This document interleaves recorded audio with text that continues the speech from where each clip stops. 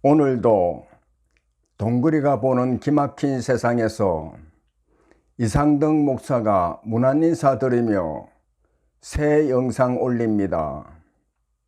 언제나 건강하시고 즐겁고 행복한 시간 보내세요. 안녕하십니까.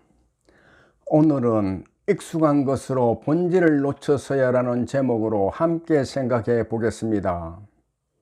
본질을 모르고 익숙한 일에 젖어 있으면 어떤 일이 벌어지는지 한 예를 들어 보겠습니다. 어떤 햄버거 가게에서 아르바이트생을 고용했습니다. 주인은 이 아르바이트생에게 가게에서 해야 할 일을 상세히 적어 숙지하라고 주었습니다. 손님이 오면 이렇게 대화하고, 포장은 이렇게 하고, 물건은 이렇게 들어야 한다는 것과 같은 것이었습니다. 아르바이트생은 그것을 열심히 읽고 또 읽고 다 외웠습니다.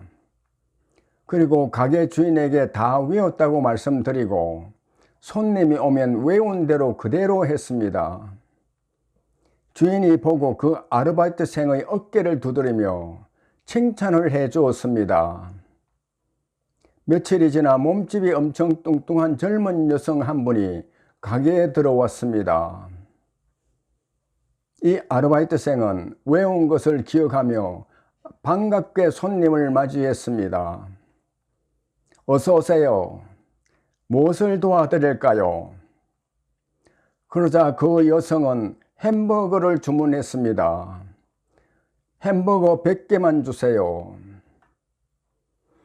그러자 이 아르바이트생은 매뉴얼에 적힌 대로 이렇게 말했습니다. 여기서 드시고 가실 건가요? 포장해서 가지고 가실 건가요? 그러자 그 여성은 얼굴이 벌겋게 달아오르며 아르바이트생을 노려보다가 미친놈 하고는 가게 문을 박차고 나가버렸습니다. 그러자 주인이 달려와 그 아르바이트생의 머리를 쥐어박으며 지금 당장 해고라며 쫓아버렸습니다. 그 아르바이트생은 머리를 긁적이며 이상하다. 매뉴얼대로 했는데 왜 그런지 모르겠다고 투덜거리며 나갔습니다. 본질을 모르고 형식에 따라 익숙한 대로 살다 보면 아르바이트생과 같은 실수를 할 수 있습니다. 햄버거 100개를 주문했으면 분명히 포장인데 안 그래도 몸이 뚱뚱해서 항상 스트레스를 받으며 살고 있는 여성에게 여기서 드시고 가실 건가요? 라고 말했으니 화가 폭발한 것이지요. 기독교는 하나님의 말씀인 성경을 기반으로 하고 있습니다. 그러면 성경 말씀을 관통하고 흐르고 있는 기독교의 본질은 무엇입니까? 먼저 말씀을 통해 하나님 앞에서 영원히 형벌받을 죄인임을 깨닫는 것입니다. 그리고 하나님 앞으로 나가 나 같은 죄인을 구원하기 위해 하나님이 사랑하는 독생자 예수 그리스도께서 달린 십자가를 바라보며 하나님의 사랑을 깨닫고 가슴을 치며 회개하는 것이며 이로 인한 구원의 기쁨과 풍성한 은혜를 누리며 사는 것입니다. 이 본질을 잊어버리고 틀에 박힌 신앙생활을 하게 되면 교회의 중직을 맡고 성경을 수십 번 통독하고 아무리 오래 열심히 봉사해도 하나님의 사랑과 은혜를 깊이 누리며 살 수 없습니다. 누가복음 18장에는 바리새인과 세리의 기도하는 모습이 나옵니다. 바리새인은 눈을 들어 하나님을 바라보며 저는 토색, 불의, 간음하지 않고 매주 2번씩 금식하고 11조를 드리며 세리와 같은 삶을 살지 않아 감사를 드린다며 기도하고 있습니다. 그러나 세리는 멀리 서서 감히 눈을 들어 하늘을 쳐다보지도 못하고 가슴을 치며 하나님이여 저는 죄인입니다. 불쌍히 여기소서라며 기도했습니다. 세상의 눈으로 보면 바리새인이 의롭다고 인정을 받아야 마땅합니다. 그러나 예수님은 하나님이 이 두 사람 중 세리를 의롭다고 인정한다고 말씀하고 있습니다. 신앙의 본질을 이해하지 못하고 율법이라는 틀에 매여 신앙생활을 하게 되면 바리새인과 같이 자신의 의를 드러내며 스스로 높아져 다른 사람을 정죄하며 살게 됩니다.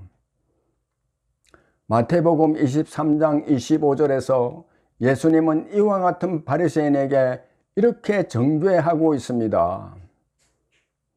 화 있을진저 외식하는 서기관들과 바리새인들이여, 잔과 대접의 겉은 깨끗이 하되 그 안에는 탐욕과 방탕으로 가득하게 하는도다.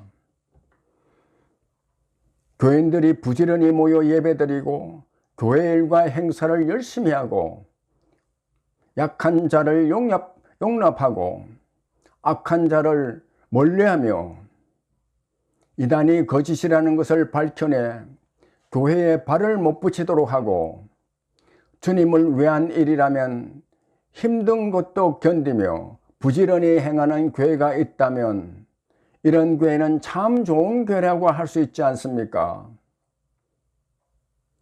그러나 신앙의 본질인 죄에 대한 아픔과 십자가를 바라보며 가슴을 치는 회개와 구원의 기쁨을 충만하게 누리고 십자가를 통해 부어주시는 하나님의 사랑과 그 사랑으로 이웃을 자신과 같이 사랑하는 사랑이 없는 교회라면 이런 교회에 대해 주님은 엄중히 경고하고 있습니다.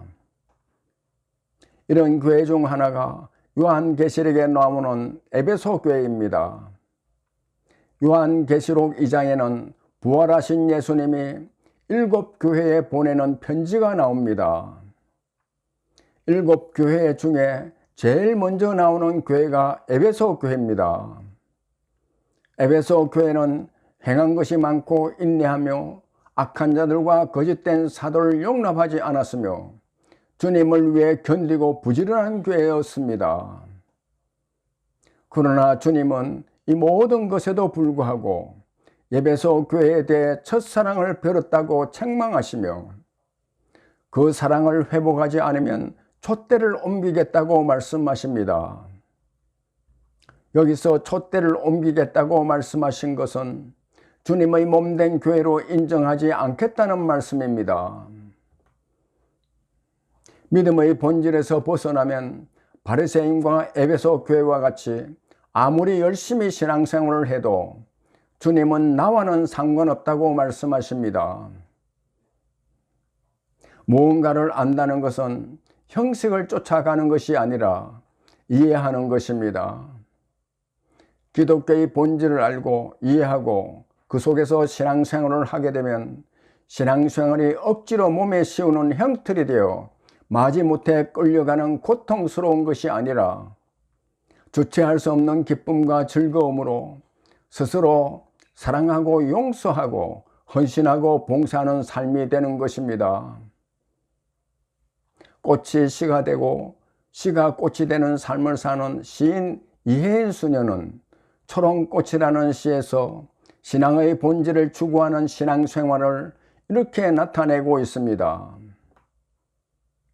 시인은 차고 푸른 호수 같은 마음으로 살지만 주님 사랑을 생각하면 뜨겁게 움직이는 화산이 되고 발걸음만 들어도 고요한 마음에 파문이 일어나 가만히 있을 수가 없어 맨발로 뛰어나갈 정도로 충만한 사랑으로 살게 된다고 합니다. 시 초롱꽃의 일부입니다. 내 마음은 늘 차고 푸른 호수입니다. 그러나 당신이 오시면 뜨겁게 움직이는 화산입니다. 당신의 발걸음을 들으면 고요한 마음에 파문이 있는 가만히 있을 수가 없어 맨발로 뛰어나가는 참 어쩔 수 없는 초롱초롱 초롱꽃입니다. 감사합니다.